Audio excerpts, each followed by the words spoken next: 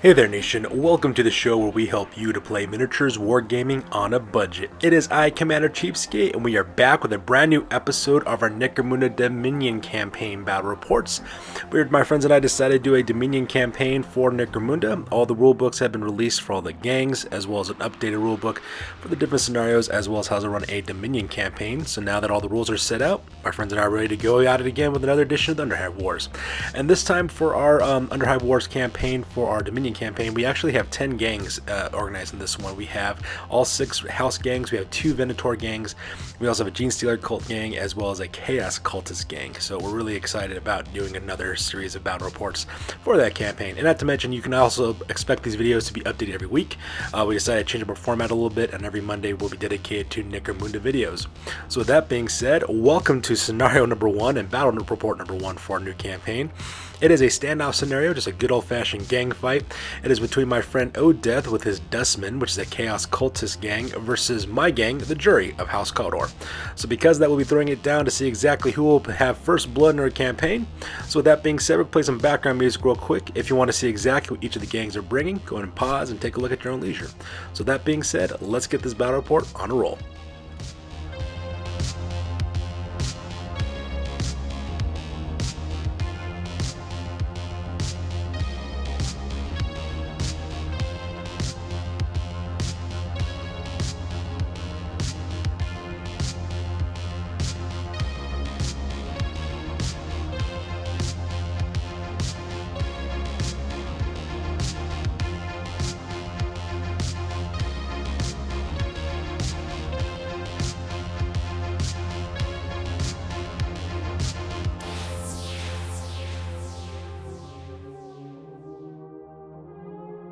Alright, so first of all, let's go and talk about the scenario rules real quick. This is a standoff scenario, and the objective is to be the gang leader that actually scores the most point, and the way you do that is by taking your opponent's figures either out of action or making them flee off the battlefield.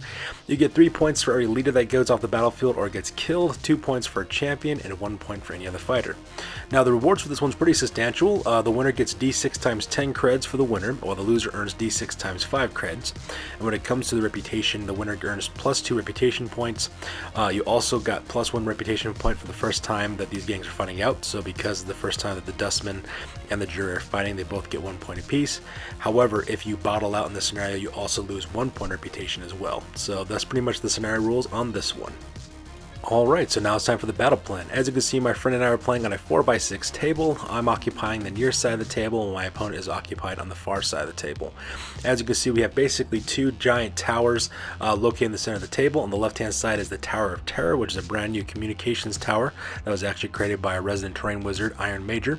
We'll talk about that terrain piece in a future Hoppyside video. And you can also see that on the right-hand side, we have our terminal as well. And so because of that, pretty much what my plan is to kind of occupy a defensive position along the terminal. That's where we're pretty much kind of going with. I'm going to try to transform that tower into a strong point and hopefully draw out my friend O'Death's forces to come engage me. So the plan is to occupy that, to fortify, to fight defensively, and make him come across the walkways and across the open ground to attack me. Now I'm playing Cawdor, so I do have a little bit of advantage in terms of numbers. Usually with the new rules set, Cawdor gangs are larger. However, shooting is kind of a handicap for them now because their weapons are not as good as they were in previous editions of Necromunda. So I will have to mitigate those circumstances. But at the same time, though, my idea is that so long as I can fight defensively, engage him in close combat, hopefully whittle down his forces before he engages me in assaulting, and hopefully I can win that way. And that's pretty much my plan for this battle report. Alright, so first of all, let's go and start talking about deployment real quick. So as you can see, my gang is located pretty much together right next to that terminal there. On the left hand side, I have Limit Head. Right next to him, of course, is Jockey. Those are my champions, and as well as my regular gang armed with autogun. The majority of my army is located in the center. As you can see, I have Riptor there behind that little barricade. That's my leader. He's also got a cult icon so he can activate 4 fighters. In his little fire team, I have Tetsuo as well as Reptile, my 2 Juvies. They're taking point. Right to them on the right hand side is Darkside. He's armed with a sawn-off shotgun. And the left hand side is my Ganger VR, who's armed with twin auto pistols. And on the right hand side, I have my other gang champion, that's Stubber. He's carrying the heavy stub gun.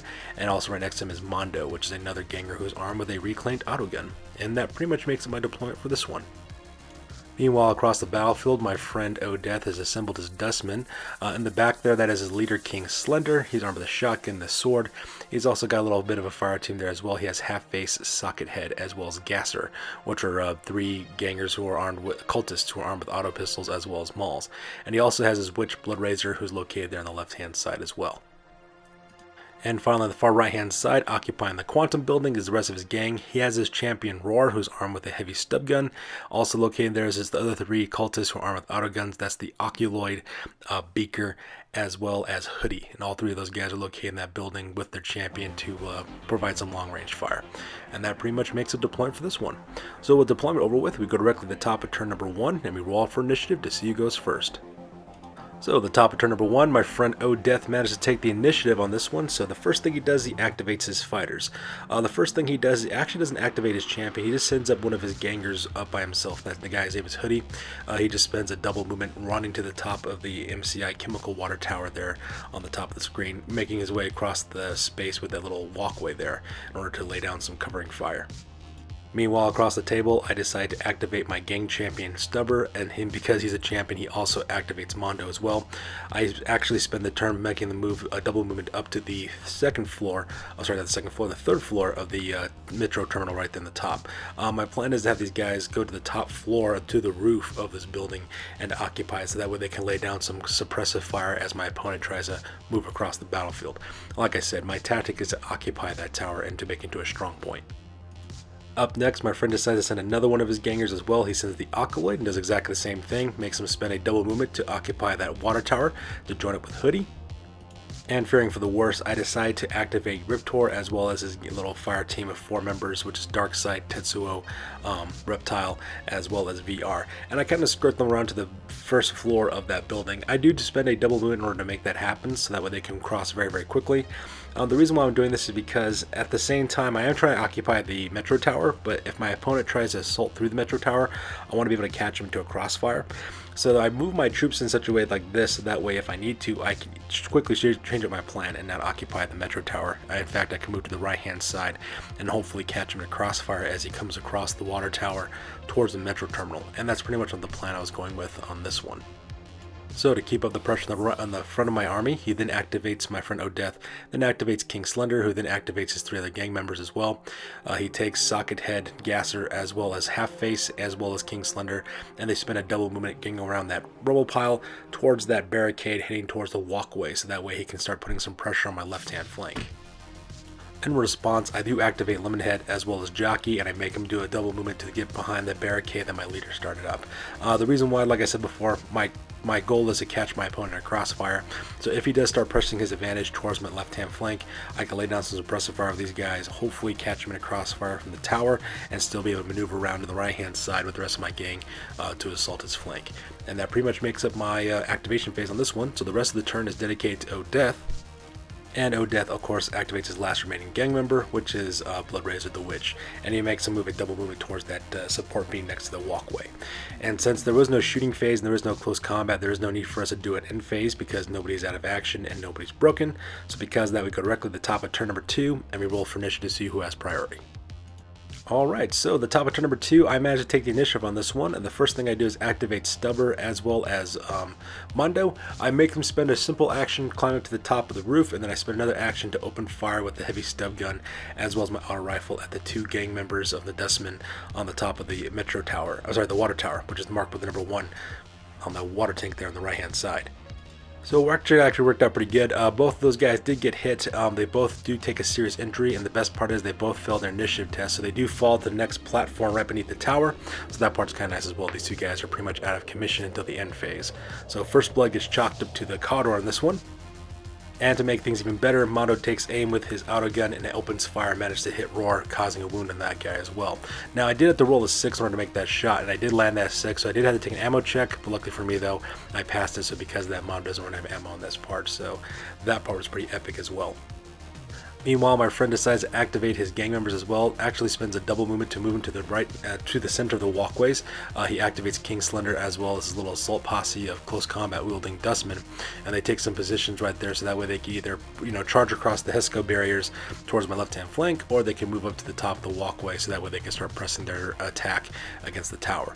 And that makes up the action phase for this part. And feeling a little bit better the fact that I'm not being assaulted on the right hand side, I did activate Riptor, who then also activates the other 4 members of his fire team, and I make them do both double movement up to the top so that way they're on the 3rd floor of the metro terminal, so that way they can start occupying some areas, defensive positions, and opening fire from that center corridor. And that's pretty much what the plan was on this one. Unfortunately for me though, Roar does take aim with his heavy stubber and opens up on both Stubber as well as onto Mondo as well, because they were so close to each other. He manages to hit both of them as well as inflict wounds for both, so both of them are now seriously injured. And as you can see in the token, they're both carrying flesh wounds from the initial attack. It was pretty brutal shots going across the battlefield. I believe Roar took out my Stubber, my heavy Stubber, and I believe it was, I think, not Hoodie or the Oculoid, it was Beaker. That was the other guy. Beaker takes aim with his auto gun and manages to hit Mondo as well, managed to cause a flesh wound on him and also causes serious injuries, so that part was pretty rough to see that happen. After that, the rest of the turn was pretty simple. I'm just moving guys around. I do spend a double action for Lemonhead as well as to Jockey to occupy the 2nd floor of the metro terminal.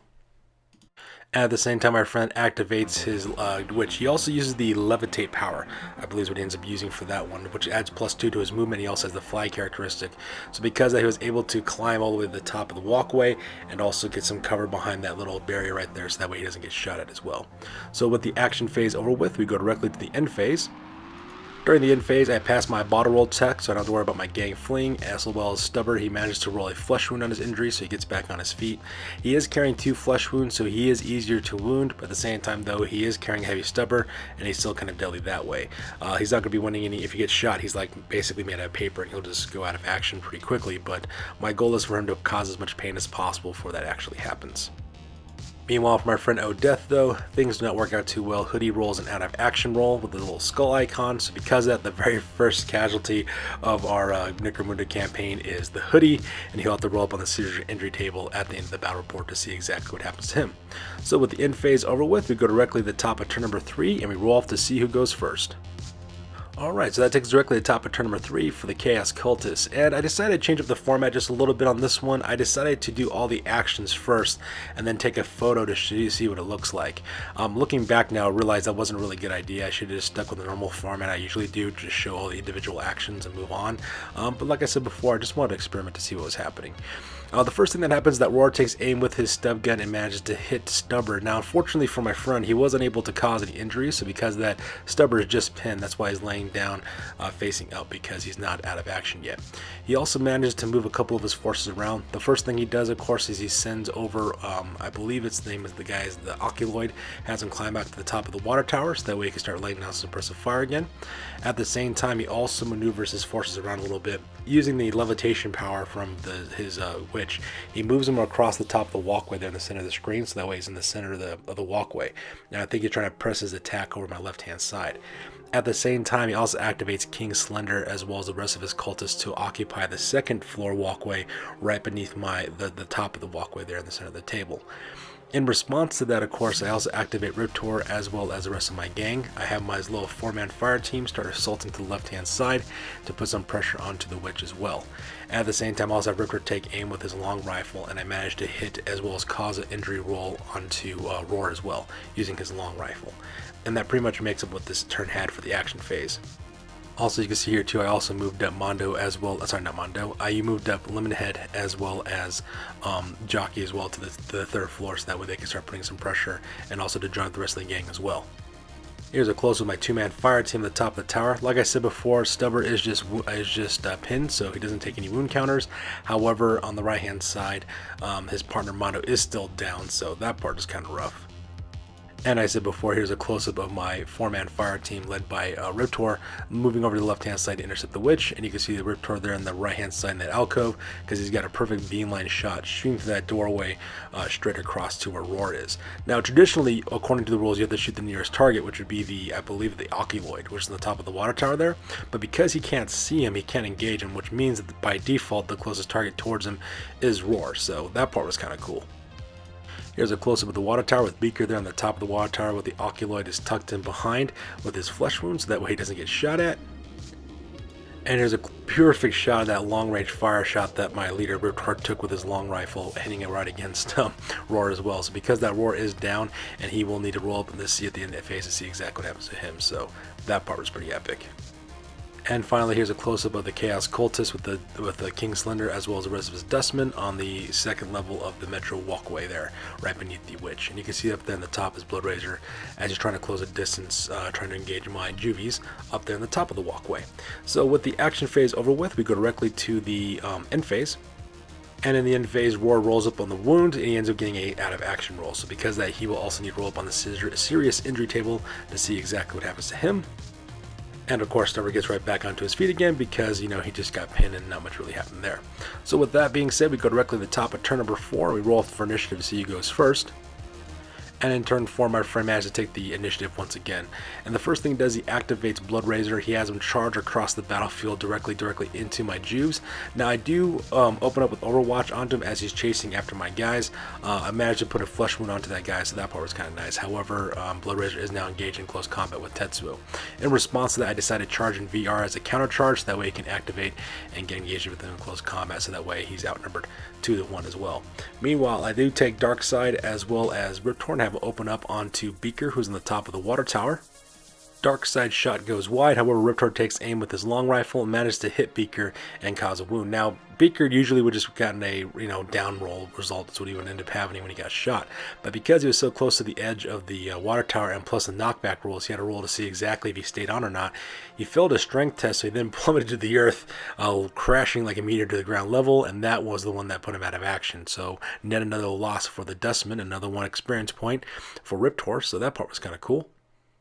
Meanwhile, Stubber then takes aim with his stub gun, his heavy stub gun directly into the walkway that's down below. He's got a good line of sight shot towards King Slender as well as a little assault posse that's trying to make their way to the top of that walkway. And he opens up with 3 shots directly into that mob. The first guy hits his half face, which he automatically puts out of action. The other one, I believe, is, what's his name, Gasser, which he does manage to put down, but doesn't manage to put him out of action as well. So another loss for the Dustmen, which is pretty good for me, not so great for my friend O'Death. And to make matters worse for my friend O'Death in close combat, Tetsuo managed to just roll out of the box with his close combat attacks with his maul, managed to put both wounds directly onto the witch and put him directly out of action. So that part was pretty epic as well. So because of that, my friend O'Death has now lost 4 members of his gang. All 4 of them are now have to roll up on the serious injury table to see exactly what happens to them. So with the action phase over with, we go directly to the end phase. And during the end phase, my friend rolls up for his bottle roll test. Unfortunately for him, he does fail it, so because of that, the Dustmen do bottle out. It was during this time that my friend decided to take a hard look at his gang and realize if he had enough left to carry the battle through, and he decided to kind of call at this point because he realized that he can't really, finish the game without being, utterly destroyed. So because of that, he decides to call it early at this point. And with that surrender, that takes directly to the end of the game, with Cawdor winning our very first battle report, which is pretty awesome considering that is the very first game of our campaign, and I managed to take a win on this one. So that being said, ladies and gentlemen, we're going to go directly to the post game and talk about exactly what happened to each of the gangs at the end of the scenario. Alright, so now it's time for the post game where we talk about each of the gangs. The first one is the Dustmen. For the injuries, my friend had 5 injuries that he rolled for, which was Bloodrazor, Roar, Beaker, Half-Face, as well as the Oculoid. For Bloodrazor, Roar, as well as the Oculoid, all 3 of those guys rolled out cold results, so because of that, they make full recoveries without any problems whatsoever. Half-Face, however, suffers a grievous injury, so because of that, he will be out for a game, so he will not be able to participate in his next battle report. However, Beaker suffered a humiliating injury, and because of that, he loses 1 from his cool as well as 1 from his his leadership as well.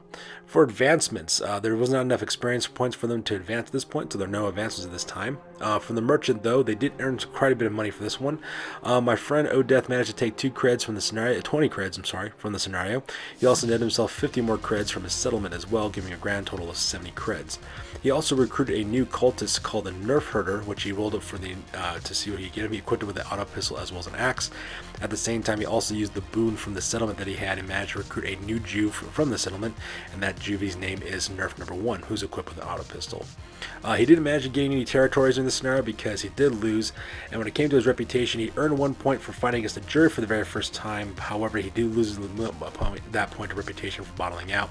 However, he does earn a point of reputation from his settlement, which is one of the boons that it provides, netting him a grand total of 20 reputation. His new gang rating now is at 1,090 points, and his new record is at 0 wins as well as 1 loss. Alright, meanwhile for the jury. For the injuries, I didn't have any injuries, nor did I have any advancements, so because of that part was pretty straightforward.